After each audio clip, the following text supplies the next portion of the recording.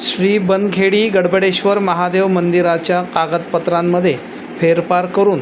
जागा बळकावल्याप्रकरणी 2 जणांना ताब्यात घेण्यात असल्याची माहिती पोलीस निरीक्षक संदीप भारती यांनी दिली। फिर्यादी सचिन विलकिसन कांबळे यांनी पोलीस स्टेशनला तक्रार दिली होती की आरोपी पारस लालमनंद भैयालाल आहिर, संतोष तांदळे या व्यक्तींनी संगनमत करून बनावट मालमत्ता पत्रक बनवलेले आहे आणि त्या आधारावर धर्मदाय आयुक्त यांची दिशाभूल केलेली आहे आणि त्यानुसार श्री बनखेडी गडबडेश्वर महादेव देऊळ नोंदणी क्रमांक A2126 देऊळगाव राजा रोड या विश्वस्त संस्थेमध्ये त्याची जवळपास क्षेत्र 65,797.4 चौरस मीटर या मिळकत पत्रकामध्ये व्यवस्थापकाच्या ठिकाणी व्यवस्थापक जे आहेत ते मांगीलाल व्यास यांच्याऐवजी भैयालाल आहिर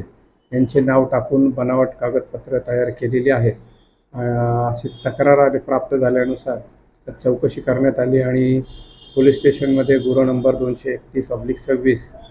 कलम 318(4), 338, 336,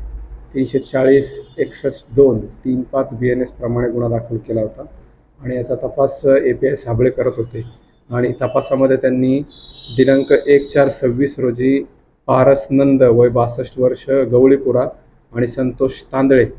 भावसार गल्ली यांना रीतसर अटक केली आहे आणि माननीय न्यायालयासमोर हजर केले असता न्यायालयाने